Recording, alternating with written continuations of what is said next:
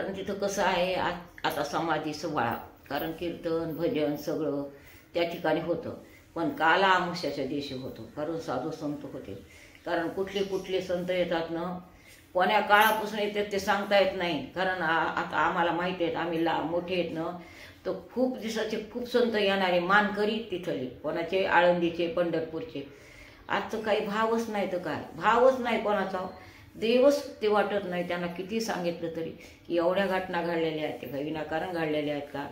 कारण कसं आहे, कारण काहीतरी झालेलं असतं तर काहीतरी घडलेलं असतं, तेव्हा होत असतं त्या ठिकाणी. आता त्यांना काय करत असते तर समाधी सोहळा देते. अहो काय सांगा, जेव्हा समाधीमध्ये ज्ञानेश्वरला बसवायचं तेव्हा आम्हाला अवघड वाटण याच्यात नाही, देव रडलेला आहे. कारण रुक्मिणी रडू लागली, देव रडू लागलेले आहे.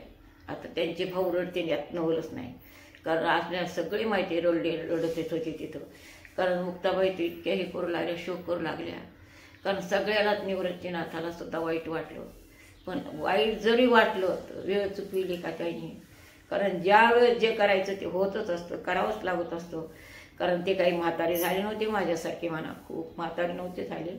त्यांनी तारुण्यात कसं आहे, रामकृष्ण नावे म्हणून मनी साधन तयाशी लादल सकळ स्थिती.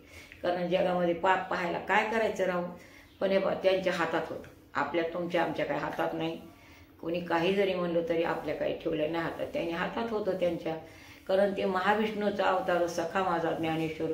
कारण ते ज्ञानेश्वर म्हणजे विष्णू होते, ते मोठे असणारे निवृत्तीनाथ म्हणजे महादेव होते, सोपान काका म्हणजे ब्रह्मदेव होते, मुक्ताबाई म्हणजे असणाऱ्या आदिशक्ती प्रकृती होती.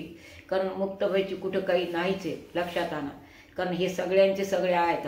कारण आपल्याला माहिती आहे की ज्ञानोबाची समाधी झाली आळंदीला, सोपान काकाची समाधी असणारी त्र्यंबकेश्वरला, आणि सोपान काकाचं असणारी इथं सासवडला.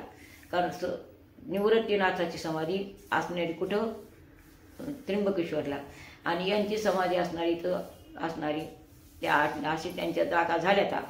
पण मुक्ताबाईची जागा झाली नाही. मुक्ताबाईचं असं सांगते की कुठंतरी त्यांचे असे वारकरी गेले आणि त्या आदिलाबाद, आता मुक्ताबाई नगर म्हणते ते मला माहीत झाले, आदिलाबाद पाहून आले म्हणून सांगते. आईन आईन आईन आईन डोंगरात आहे चौकडं.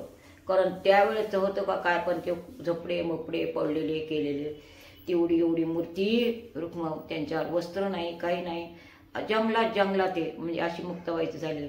म्हणे ते त्या नदीच्या कडाला ते वारकरी बसले आणि वारकऱ्याला असं मोठं वाहून आलं. कारण एवढं तुफान आलं वारं, त्या वाऱ्यामध्ये काय झालं हेच कळालं नाही कोणाला. अशा मुक्ताबाई तिथं आदिलाबादची मुक्ताबाईला अरण्यात येतात. आता काही झाली म्हणे सोय, मला गेलेला 25 वर्ष होऊन गेलेले आहेत म्हणून मी पाहिले ते सांगितले. कारण मुक्ताबाईची समाधी आहे. मुक्ताबाई ज्ञान होत्या. केव्हा झालं तर ब्रह्म काय दाखवावं, आहे का दाखविण्यासारखं? ब्रह्म म्हणजे फक्त वाणीनंच सांगता येईल, अगर अक्षरात सांगता येईल. आहे 8व्या अध्यायामध्ये गीतेमध्ये अक्षरात अक्षर ब्रह्म ते आहे, परंतु जास्त तितका काही सांगता येत नाही, दाखविता येत नाही, दाखविलं येत नाही असं असणारं ब्रह्म कसं आहे. कारण ब्रह्म म्हणजे सोन्याची मूस, पण ती सुद्धा मूस तरी ते दिसतच नाही. अशा मुक्ताबाई होत्या. म्हणून असणाऱ्या मुक्ताबाईनं खूप ज्ञानेश्वराला सांभाळलं, ज्ञानेश्वराने मुक्ताबाईला सांभाळलं.